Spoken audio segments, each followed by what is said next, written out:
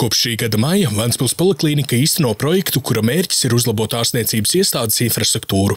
Projektu līdzfinansē Eiropas Reģionālās attīstības fonds. Ieguvēji būs gan mediķi, gan pacienti.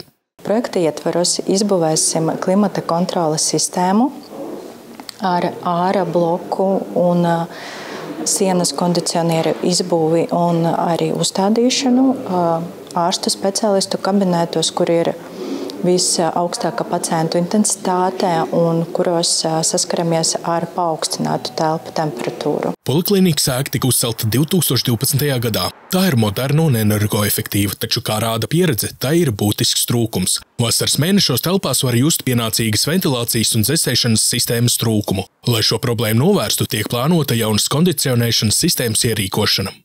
Mēs katru vasaru saskaramies ar to, ka atsevišķos kabinētos tiešām ir paaugstināta telpu temperatūra, līdz ar to pacientiem, it īpaši, kas slimo ar sirds saslimšanām, asinsvadu sistēmām, ar onkoloģiskām slimībām, grūti atrasties telpās un saņemt veselības aprūpes pakalpojumu.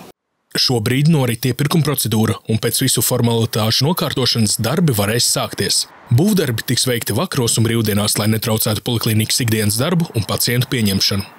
Kondicionieri tiks izbūvēti un uzstādīti 8 vietas, tie būs 8 gabali kopumā, būs 2. stāva ārstu speciālistu kabinētos, 3. stāva gaitenī pie kabinētiem, kur sniedz masāžas pakalpojumus un pedoaprūpi, un 1. stāva elektrokardiogrammas kabinētā. Tiks uzlabota gan darba vide, jo es domāju, ka mēs arī paši izjūtam un saprotam, ja ir paaugstināta telpu temperatūra, tad zūd koncentrēšanās spējas, kognitīvas spējas, varbūt nogurst ātrāk.